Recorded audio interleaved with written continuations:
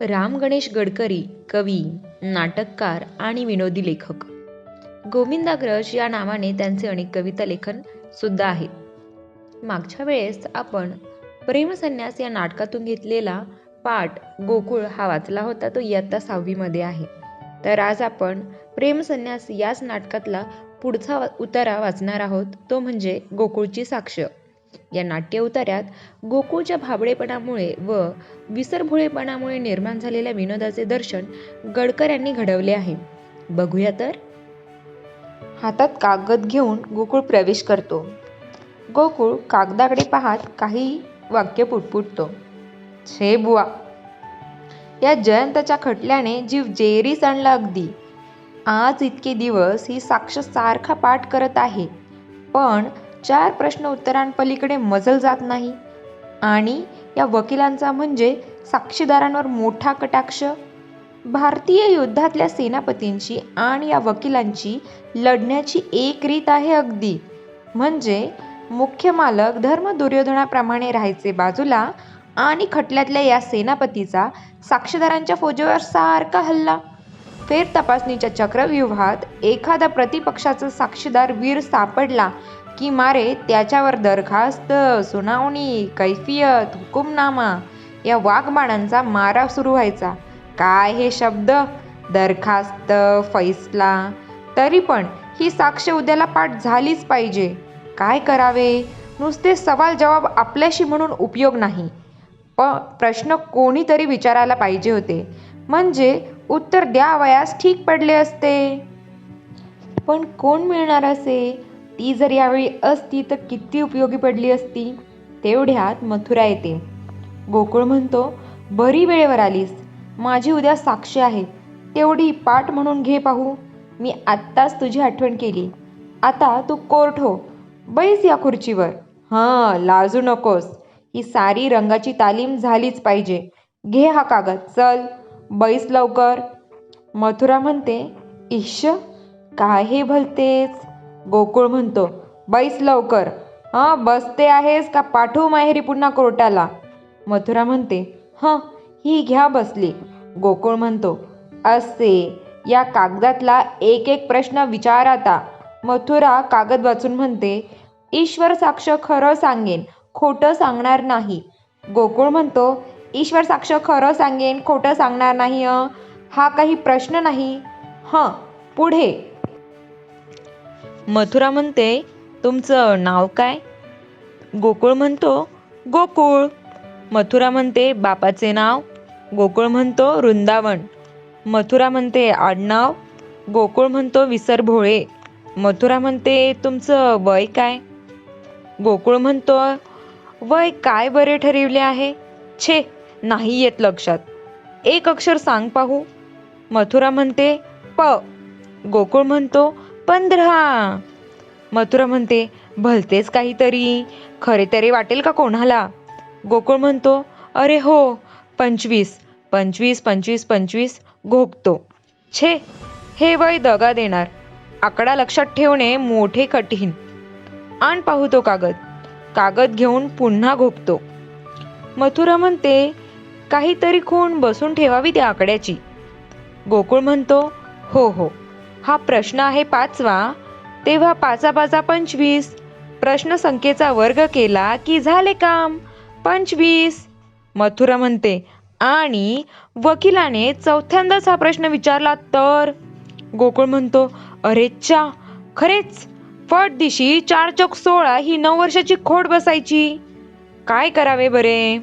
मथुरा म्हणते, खरेच मोठी पंचायतच आहे ही. गोकुळ म्हणतो, पंच असतात 5, तेव्हा 5 पंचात हातपायांची बोटे मिळवले की झाले 25. मथुरा म्हणते, पण भीतीने घाबरून हातपाय गळाले तर बोटे कोठली आणणार? गोकुळ म्हणतो, आणि डोळ्यापुढे अंधारी आली तर पंच तरी कोठून दिसणार? इकडूनही अडचण आहे. कागदाकडे पाहून, आठवली अगदी सोपी युक्ती. मथुरा म्हणते, कोणती ती? गोकुळ म्हणतो, गोकुळ वृंदावन विसरभोळे.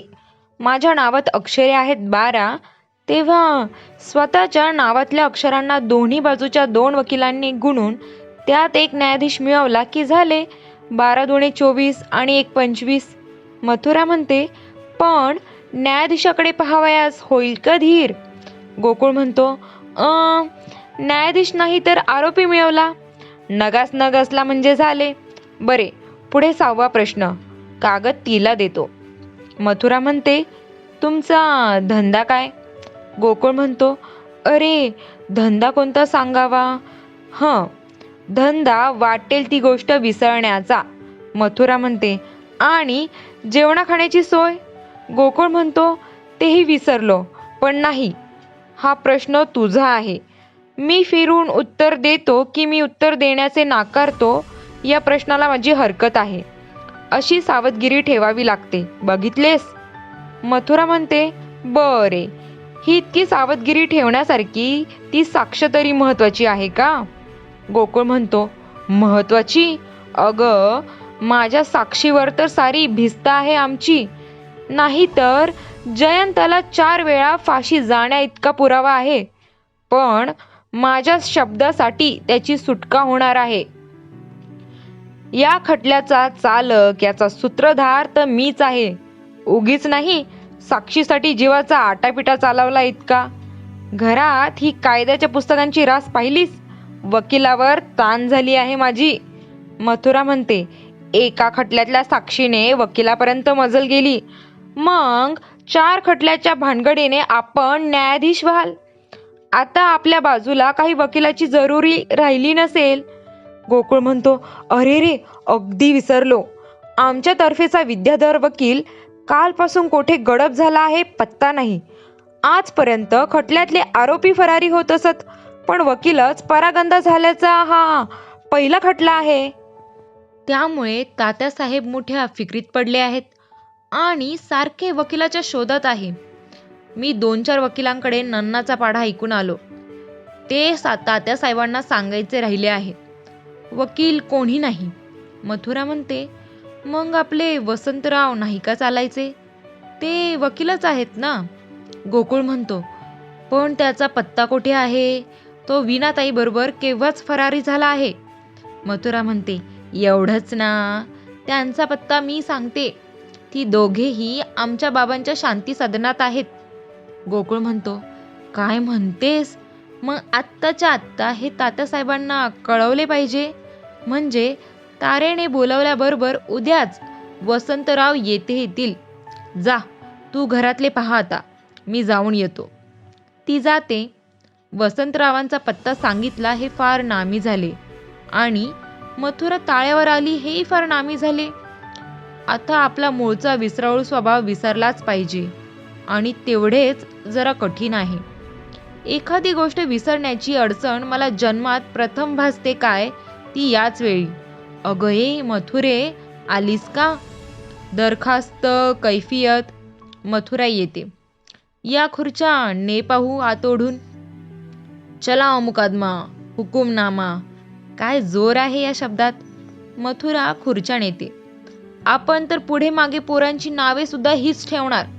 दरखास्त, कैफियत, जप्ती ही मुलींची नावे आणि मुकदमा, हुकुमनामा, फैसला ही मर्दानी नावे मुलांना, आणि स्वतः मुख्त्यार वकील होणार.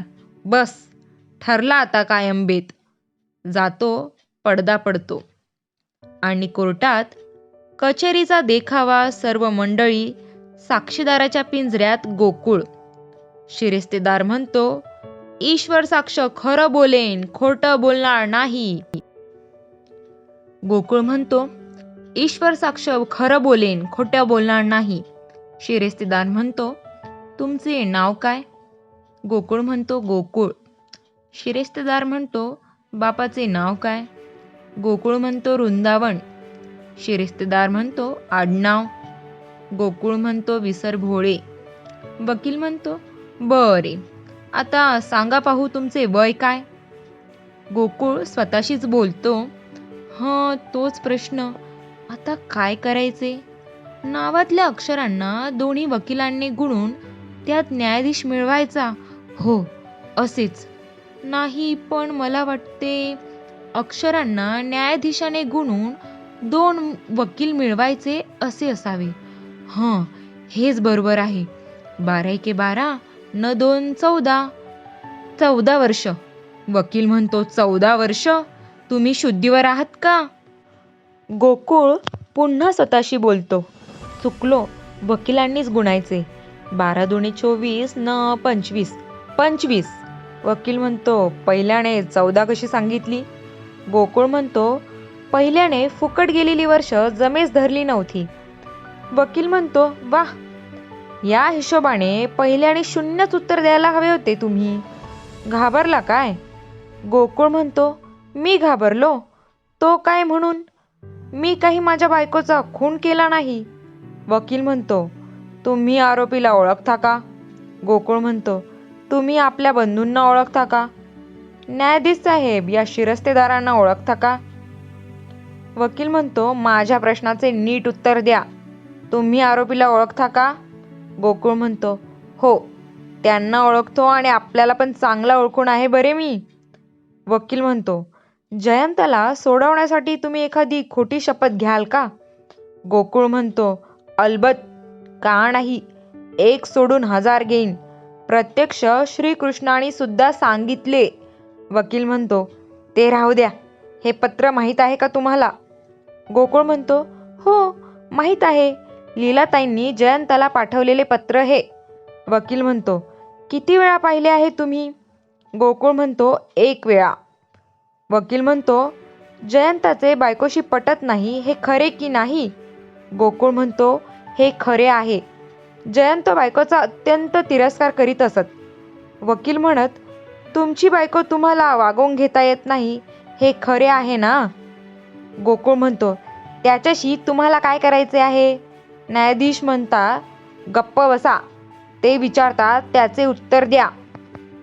गोकुळ म्हणतो, न्यायमूर्तींना माझी एक विनंती आहे.